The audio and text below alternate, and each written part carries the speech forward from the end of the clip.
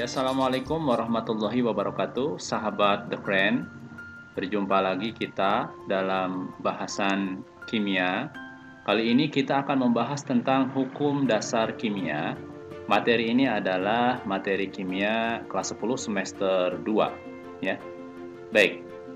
Nah, apa sih hukum dasar kimia itu? Hukum dasar kimia adalah teori yang merumuskan fakta-fakta empiris dari berbagai observasi dan eksperimen kimia yang dilakukan secara berulang-ulang menggunakan metode ilmiah. Jadi dari hukum-hukum dasar kimia inilah kemudian nanti dihasilkan hasil perhitungan-perhitungan yang memang sudah dilakukan oleh para ahli kimia sebelumnya, sehingga hingga saat ini itu digunakan.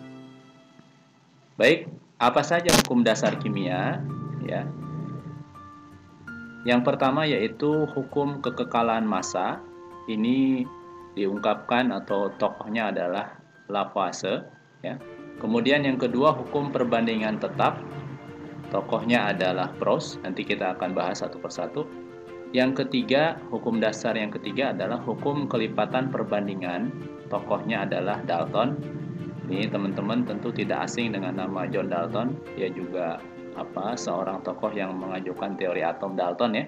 Kemudian hukum dasar yang keempat yaitu hukum perbandingan volume Gay-Lussac, ya. Dan yang kelima yaitu hipotesis Avogadro. Nah, jadi kelima hukum dasar kimia inilah yang akan kita bahas satu persatu. Dan ini sekali lagi digunakan hingga saat ini sebagai dasar hitungan-hitungan dalam kimia. Baik, yang pertama yaitu hukum kekekalan massa. Tokohnya adalah ini, ya. Ini adalah foto dari Antoine Laurent Lavoisier, seorang ahli kimia. Apa bunyi hukum kekekalan massa? Bunyinya adalah dalam sistem tertutup, massa total zat sebelum reaksi itu sama dengan massa total zat sesudah reaksi, gitu. Nah, sekali lagi, dalam sistem tertutup, ini syaratnya, massa total zat sebelum reaksi itu akan sama dengan massa total zat sesudah reaksi. Sebagai contoh, misalnya teman-teman punya kertas yang kalau kita timbang itu ukurannya ada 1 kg. Kemudian kita bakar kertas itu, tentunya akan menjadi abu atau arang, ya. Nah, pertanyaannya adalah apakah nanti massa arang itu akan sejumlah 1 kg sama dengan massa kertas sebelumnya? Jawabannya bagaimana? Tentu tidak, ya. Tentu akan berkurang. Tidak akan mencapai 1 kg massa arang atau abu itu. Loh, berarti tidak sama dong, Pak, massa zat sebelum dan sudah reaksi. Nah, Lavoisier mengatakan itu yang dihitung bukan hanya arangnya saja, tapi juga ada gas yang menyertai dalam reaksi pembakaran itu juga nanti ditimbang masanya, sehingga nanti totalnya itu akan sama dengan 1 kg antara massa arang dengan massa gas yang dihasilkan. Tapi syaratnya harus dalam ruang tertutup, ya. Nah, contohnya misalnya kita punya magnesium, kemudian dibiarkan dia terbuka, dibakar di ruang terbuka, ya, atau karena ini syaratnya tertutup, magnesium dibakar, ya kan, sehingga bereaksi dengan oksigen menghasilkan magnesium oksida, ya. Nah, kalau kita punya magnesium 4,8 gram, oksigennya 3,2 gram, maka magnesium oksida yang dihasilkan sebanyak 8,0 gram. Ini adalah penjumlahan dari 4,8 ditambah 3,2, hasilnya 8 gram. Nah, seperti ini, ya. Nah, sebetulnya Lavoisier ini menentang teori phlogiston, ya, yang mengatakan bahwa tadi nggak mungkin massa arang itu akan sama dengan massa kertas yang dibakar, ya.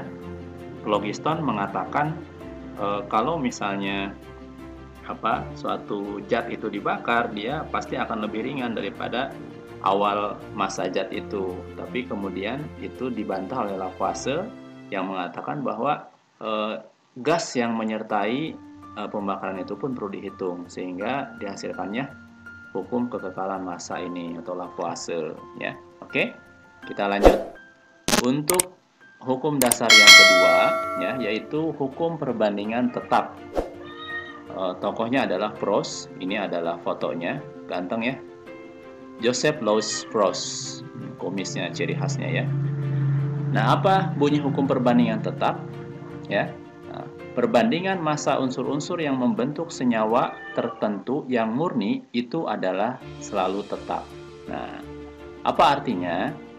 Kita lihat contoh misalnya, dalam senyawa besi sulfida FeS, ini perbandingan massa Fe berbanding dengan massa S itu selalu 7 berbanding 4. Selalu 7 berbanding 4 ya. Nah, kita lihat tabel ini. Kalau kita punya Fe ditambah dengan sulfida atau sulfur menghasilkan besi sulfida, kalau massa Fe-nya 7 gram dan massa S-nya 4 gram, maka massa FeS ya 11 gram. Gitu ya. Ini dihasilkan dari 7 tambah 4. Tepat 11 gram. Ya. Nah, ini kemudian kita coba lihat yang kedua. Nah, ini coba diamati teman-teman. Kita punya Fe sebanyak 14 gram. Oke. Kemudian S itu sebanyak 10 gram. Ternyata FeS yang dihasilkan itu 22. Padahal kalau kita jumlahkan antara 14 dengan 10 kan harusnya 24 ya. Nah, kenapa demikian? Ada yang bisa jawab? Ya, betul ya. Kenapa bukan 24 ya? Jadi kalau kita merunut ke perbandingan Fe berbanding S, 14 itu kan 2 kalinya 7, ya kan?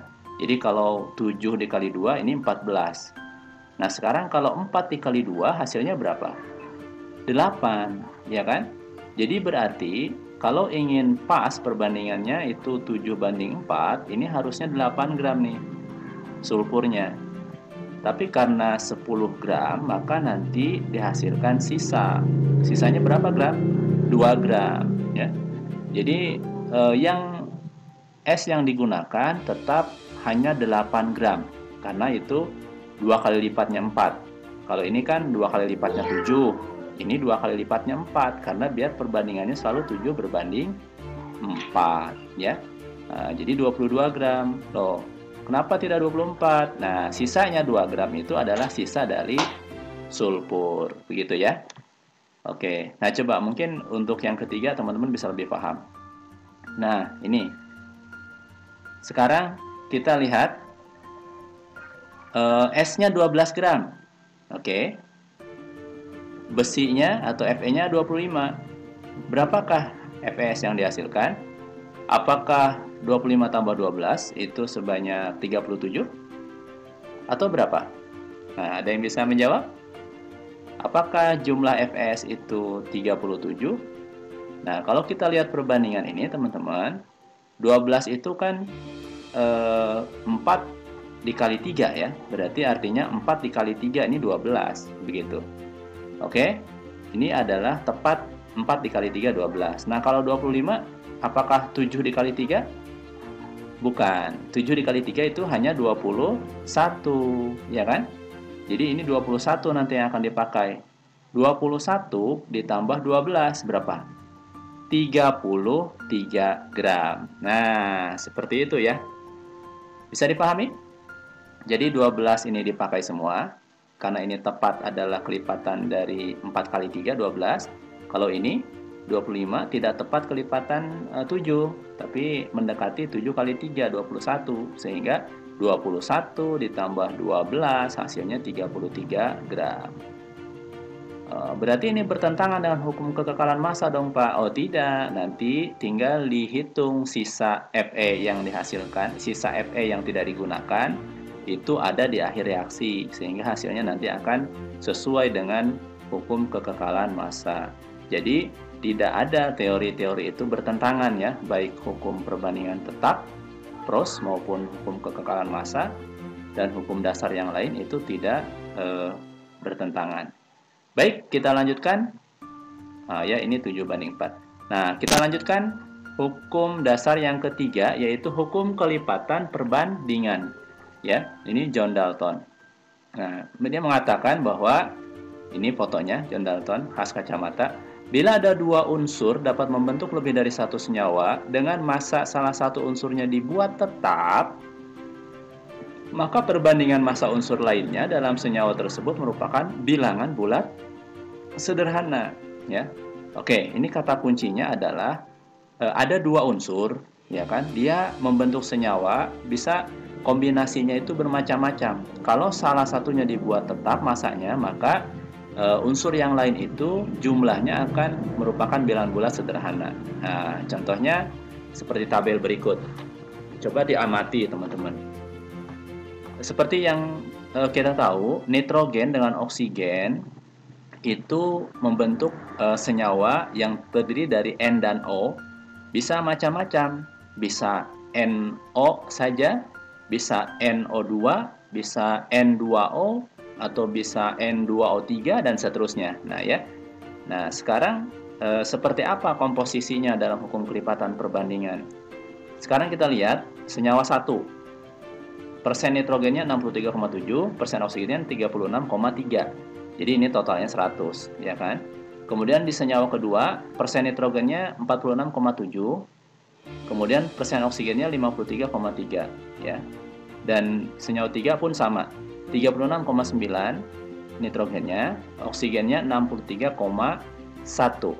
Nah, sekarang kalau kita buat perbandingan massa N berbanding massa O, di mana massa N-nya selalu dibuat 1, artinya 1 ini tetap 1, artinya berarti 63,7 dibagi 63,7 hasilnya 1, gitu kan? Terus 36,3 dibagi 63,7 hasilnya 0,57, begitu. Jadi pembaginya selalu yang kiri, ya. Nah, contoh yang kedua misalnya berarti ini dapat angka 1 dari mana? Massa N-nya itu adalah 46,7 dibagi 46,7, kemudian dapat 1,14 dari 53,3 dibagi 46,7. Seperti itu, ya. Begitu juga ini. Berarti satunya dapat dari 36,9 dibagi dia sendiri, 36,9, dan 63,1 dibagi 36,9, hasilnya 1,74.